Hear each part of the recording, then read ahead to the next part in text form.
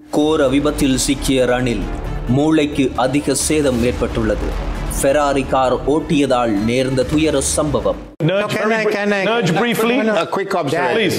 You got the wrong guy. You should have Rajapaksa here. He was destroyed by Rajapaksa. He stood against Rajapaksa. I saw him singing at his birthday party. Well, that doesn't matter. Yeah, but we've got to go back to the audience. This gentleman has a question. மாவீரர் துயிலும் இல்லங்களை உடனடியாக விடுவியுங்கள், சபையில் முழங்கிய MP. நடுவானில் நிர்வாணமாக ஓடிய பெண், 25 நிமிடங்கள் விமானத்தில் நடந்த கொடுமையான சம்பவம்.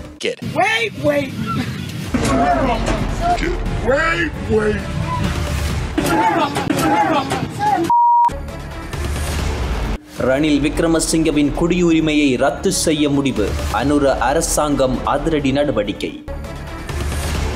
இலங்கையின் தற்போதைய முன்னேற்றம் குறித்து IMF மகிழ்ச்சி.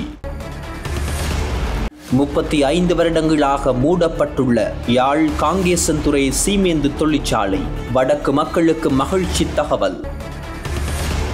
பாடசாலைகளில் மாணவர்களிடம் பணம் அறவிட்டால் உடனடியாக அறிவிக்கவும் பிரதமரின் அதிரடி உத்தரவு. கிணற்றிலிருந்து துர்நாற்றம் வீசியது தமிழ் ஆசிரியையின் சடலம், தமிழர் பிரதேசத்தில் பரபரப்பு.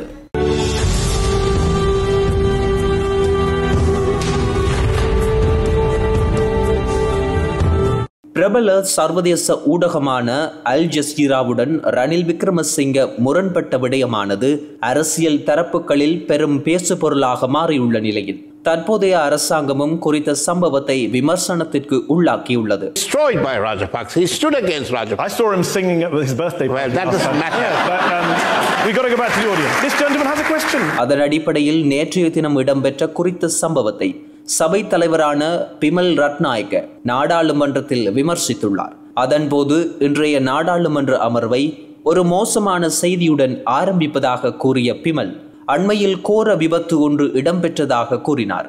அதில் ஃபெராரி சாரதி அனுமதி பத்திரம் வைத்திருப்பதாக கூறியவர் அல் ஜஸீராவுடன் மோதி விபத்துக்குள்ளாகி சிதறிப்போய் உள்ளதாக பிமல் ரட்நாயக்க சாடினார்.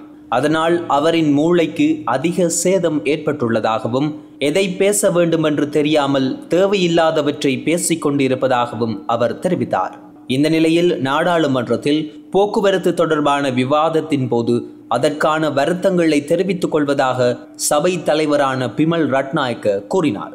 இவ்வாறானதொரு பின்னணியில் அண்மையில் முன்னாள் ஜனாதிபதி ரணில் விக்ரமசிங்கவிடம் மீண்டும் நாடாளுமன்றம் வருவது குறித்து எழுப்பப்பட்ட கேள்விக்கு ஃபெராரி கார் ஓட்டும் உரிமமுள்ள ஒருவர் எல்போட் ஓட்டுநர்களுடன் நேரத்தை செலவழிப்பதில்லை என பதில் அளித்திருந்தமை குறிப்பிடத்தக்க ஒரு விடயமாக இருந்ததை அடுத்து பிமல் ரட்நாயக்க நாடாளுமன்றத்தில் ரணில் விக்ரமசிங்கவை கலாய்த்து தள்ளிய சம்பவமானது தற்போது பலராலும் பேசப்பட்டு வருகின்றது.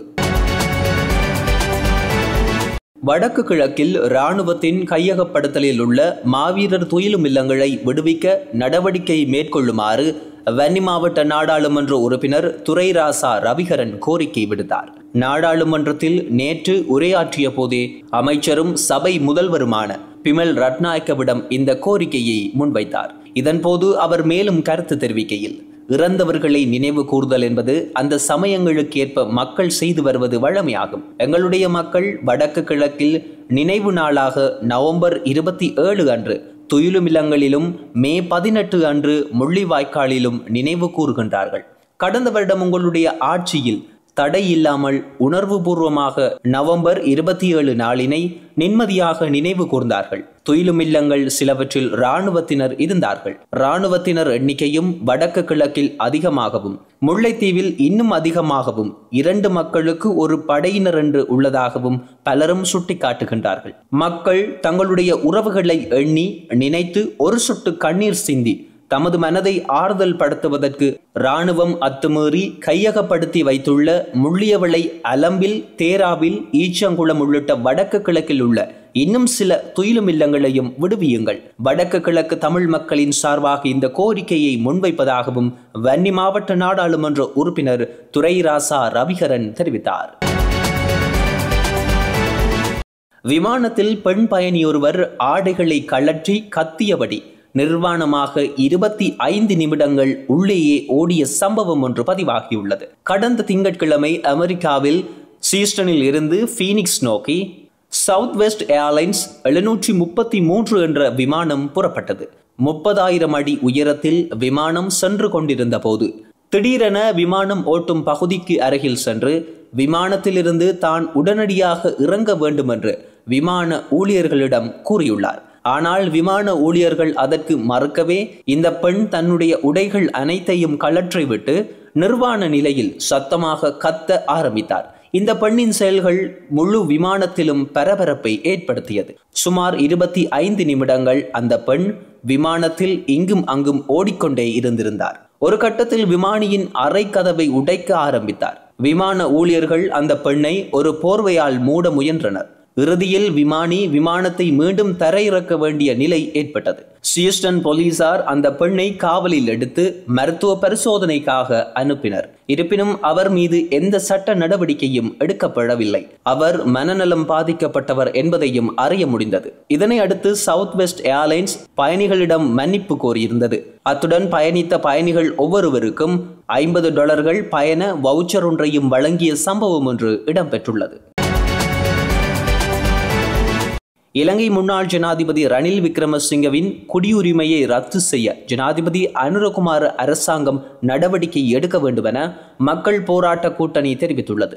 அறிக்கை ஒன்றினை நாடாளுமன்றத்தில் தாக்கல் செய்து அதில் உள்ள பரிந்துரைகளை அமுல்படுத்துவதன் மூலம் மட்டுமே இதனை செய்ய வேண்டும் என அதன் தேசிய அமைப்பாளர் துமிந்த நாகமுவ சுட்டிக்காட்டினார். ரணில் விக்ரமசிங்க வெளிநாட்டு ஊடகங்களுடன் நடத்திய கலந்துரையாடலில் பட்டளந்த ஆணைய அறிக்கையை நாடாளுமன்றத்தில் தாக்கல் செய்யப்படவில்லை என்று கூறினார். எனவே அந்த அறிக்கையை தாக்கல் செய்வது தற்போதைய அரசாங்கத்தின் கடமை என்றும் அவர் சுட்டிக்காட்டினார். மக்கள் விடுதலை முன்னணியின் பெரும்பாலான பிரதிநிதித்துவம் உள்ள அரசாங்கம் அந்த பணியை செய்கிறதா என்பதை மிகவும் ஆர்வமாக கவனித்து வருகின்றோம் என்று இலங்கையின் முன்னாள் ஜனாதிபதியான ரணில் விக்ரமசிங்கவின் இலங்கைக்கான குடியுரிமையை உடனடியாக ரத்து செய்ய வேண்டும் என்றும் அவர் இந்த நாட்டின் பிரஜை இல்லை என்பதை உடனடியாக அரசாங்கம் அறிவிக்க வேண்டும் என்பதையும் சுட்டிக்காட்டியுள்ளார். இலங்கை அடைந்துள்ள குறிப்பிடத்தக்க முன்னேற்றத்திற்காக ஜனாதிபதி அனுரகுமார திசாநாயக்கவை வாழ்த்துவதாக சர்வதேச நாணய நிதியத்தின் முகாமைத்துவ பணிப்பாளரான கிறிஸ்டினா ஜோர்ஜியா தெரிவித்துள்ளார். ஜனாதிபதியுடன் காணொலி தொழில்நுட்பம் மூலம் நடத்தப்பட்ட சந்திப்பு பற்றி அவர் தனது எக்ஸ் கணக்கில் வெளியிட்ட பதிவில் இதனை தெரிவித்தார். முதலீட்டை ஈட்டி வாழ்வாதார தரத்தை மேம்படுத்துவதன் அவசியம் குறித்து ஜனாதிபதியுடன் கலந்துரையாடியதாகவும் மேலும் பல்வேறு அபிவிருத்திகளை முன்னெடுக்கவும் தீர்மானித்துள்ளதாகவும் சர்வதேச நாணய நிதியத்தின் வழிகாட்டுதலின் கீழ் தொடர்ச்சியான சீர்திருத்தங்கள் முன்னெடுக்கப்படும் என்றும் விவாதிக்கப்பட்டதாக அவர் இதன்போது தெரிவித்தார். யாழ் காங்கேசன்துறை சீமெந்து தொழிற்சாலைக்கு அமைச்சர் குழாம் நேரில் விஜயம் மேற்கொண்டு தொழிற்சாலையை மீள இயக்குவது தொடர்பில் ஆராய்ந்துள்ளதாக தெரிவிக்கப்படுகின்றது. குறித்த கள விஜயம் நேற்று வெள்ளிக்கிழமை இடம்பெற்றது. 1950களில் ஆரம்பிக்கப்பட்ட இந்த தொழிற்சாலை போர் காரணமாக 1990களில் மூடப்பட்டது. அன்று தொடக்கம் கடந்த 35 வருட காலமாக தற்போது வரையில் இயங்காத நிலையில் காணப்படுகின்றது. மீண்டும் தொழிற்சாலை சீமெந்து உற்பத்திக்கென ஆரம்பிப்பதற்கு பல சவால்கள் உள்ள நிலையில் நேற்று அமைச்சர் குழாம் நேரில் சென்று அவற்றை ஆராய்ந்தது. சீமெந்து தொழிற்சாலையாக அல்லாமல் வடக்குக்கு பொருளாதார பலம் தரக்கூடிய வேறு திட்டங்களை இங்கு செயல்படுத்தலாமா என்பது பற்றியும் இதன்போது கலந்துரையாடப்பட்டது. உரிய ஆய்வுகள் கலந்துரையாடல்களின் பின்னர் மக்களுக்கு பலனளிக்கும் வகையில் இருக்கும் என நம்பிக்கை வெளியிடப்பட்டுள்ளது. பாடசாலைகளில் மாணவர்களிடம் பணம் வசூலிப்பது தொடர்பில் கல்வி அமைச்சருக்கு தகவல் தெரிவிக்கப்படும் வேளை அது தொடர்பில் உடனடி நடவடிக்கை எடுக்கப்படும் என கல்வி, உயர்கல்வி மற்றும் தொழிற்கல்வி அமைச்சர் பிரதமர் கலாநிதி ஹரிணி அமரசூரிய தெரிவித்தார். நாட்டில் கல்விக் கொள்கைகளை முறையாக செயல்படுத்தாமையாலும் அரசியல் தலையீடுகளினாலும் பல நெருக்கடிகள் எழுந்துள்ளதாகவும் பிரதமர் தெரிவித்தார். 2026ஆம் ஆண்டு செயல்படுத்தப்பட்டுள்ள கல்வி சீர்திருத்தத்தில் பாடத்திட்டங்களை அமுல்படுத்தல், மனித வளங்களை மேம்படுத்தல், உட்கட்டமைப்பு மேம்படுத்தல், புதிய கல்வி சீர்திருத்தங்கள் குறித்து மதிப்பீடுகளை மேற்கொள்ளுதல் போன்ற பல்வேறு செயற்திட்டங்களை தாம் அறிமுகப்படுத்த உள்ளதாகவும் பிரதமர் விளக்கினார். இதேவேளை பாடசாலைகளில் இடம்பெறும் பல்வேறு கொண்டாட்டங்களுக்காக பெற்றோர்களிடமிருந்து அதிகளவான பணம் அறவிடக்கூடாது என நாடளாவிய ரீதியில் உள்ள அனைத்து பாடசாலைகளுக்கும் அறிவிக்கப்பட்டுள்ளதாகவும் தேவையற்ற விதத்தில் பாடசாலைகளில் மாணவர்களிடமிருந்து பணம் அறவிடுவதை தவிர்த்து கொள்ளுமாறும் அவ்வாறான செயற்பாடுகள் இருந்தால் கல்வி அமைச்சுக்கு உடனடியாக அறிவிக்கும்படியாகவும் பிரதமர் இதன் போது சுட்டிக்காட்டியுள்ளார். கிளிநொச்சி பழை வேம்படிக்கேணியில் தனிநபருக்கு சொந்தமான காணியில் உள்ள கிணற்றிலிருந்து ஆசிரியை ஒருவரின் சடலம் நேற்றைய தினம் கண்டெடுக்கப்பட்டுள்ளது. கிணற்றுக்கு அருகில் துர்நாற்றம் வீசியதை அடுத்து அயலவர்கள் குறித்த கிணற்றை அவதானித்து பரிசோதித்த போது கிணற்றில் பெண் ஒருவர் சடலமாக காணப்பட்டதை கண்டறிந்துள்ளனர். இதனையடுத்து இது தொடர்பில் பழை போலீசாருக்கு அறிவித்துள்ளார்கள். சம்பவ இடத்திற்கு வருகை தந்த போலீசார் சடலத்தை மீட்டுள்ளதுடன் சடலமாக மீட்கப்பட்ட பெண் அதே பகுதியைச் சேர்ந்த 54 வயதுடைய ஆசிரியை எனவும் அடையாளம் காணப்பட்டுள்ளார். இது கொலை சம்பவமா அல்லது தற்கொலையா என்று பல்வேறு கோணத்திலும் மேலதிக விசாரணைகளை பழை போலீசார் மேற்கொண்டு வருகின்றார்கள். கோர விபத்தில் சிக்கிய ரணில், மூளைக்கு அதிக சேதம் ஏற்பட்டுள்ளது. ஃபெராரி கார் ஓட்டியதால் நேர்ந்த துயர சம்பவம். Nudge briefly. A quick observation. Please. You got the wrong guy. You should have Rajapaksa here. He was destroyed by Rajapaksa. He stood against Rajapaksa. I saw him singing at his birthday party. Well, that doesn't matter. Yeah, but we've got to go back to the audience. This gentleman has a question. மாவீரர் துயிலும் இல்லங்களை உடனடியாக விடுவியுங்கள், சபையில் முழங்கிய MP. நடுவானில் நிர்வாணமாக ஓடிய பெண், 25 நிமிடங்கள் விமானத்தில் நடந்த கொடுமையான சம்பவம்.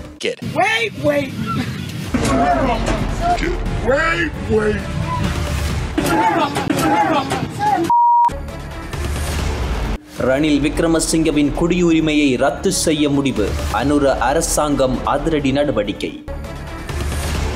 இலங்கையின் தற்போதைய முன்னேற்றம் குறித்து IMF மகிழ்ச்சி. 35 வருடங்களாக மூடப்பட்டுள்ள யாழ் காங்கேசன்துறை சீமேந்து தொழிற்சாலை, வடக்கு மக்களுக்கு மகிழ்ச்சி தகவல். பாடசாலைகளில் மாணவர்களிடம் பணம் அறவிட்டால் உடனடியாக அறிவிக்கவும் பிரதமரின் அதிரடி உத்தரவு. கிணற்றிலிருந்து துர்நாற்றம் வீசியது தமிழ் ஆசிரியையின் சடலம், தமிழர் பிரதேசத்தில் பரபரப்பு.